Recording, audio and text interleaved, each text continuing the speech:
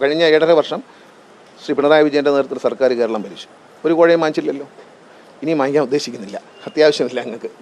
ഇടതുപക്ഷ സർക്കാർ അങ്ങനെ ഇത്തരം മോശപ്പെട്ട കാര്യങ്ങൾക്ക് നിൽക്കുന്ന ആളല്ല. അതിനുവേണ്ടി ആരും പിരിക്കുകയും വേണ്ട, പിരിച്ചാൽ കൊടുക്കുകയില്ല. ഇടതുപക്ഷ മുന്നണി സർക്കാരിന്, ഇടതുപക്ഷ മുന്നണിയുടെ ഒരു പോളിസിയുണ്ട്, മദ്യനയത്തെക്കുറിച്ചൊരു നയമുണ്ട്.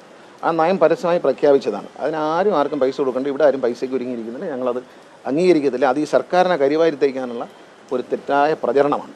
അത്തരത്തിൽ ഒരു മാർക്കോഴയും ഒന്നും നടക്കില്ല ഇവിടെ. ഒരു സംശയം ആർക്കും വേണ്ട. ഇടതുപക്ഷ ജനാധിപത്യ മുന്നണിക്ക് ഒരു മദ്യ നയമുണ്ട്.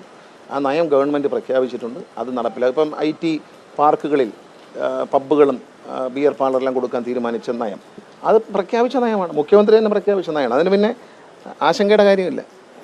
ആരും ആർക്കും ഒന്നും കൊടുക്കണ്ട. നിയമപരമായി കിട്ടേണ്ടത് എല്ലാവർക്കും കിട്ടും. നിയമപരമായി കിട്ടേണ്ടാത്തത് ഒരാൾക്കും കിട്ടത്തില്ല.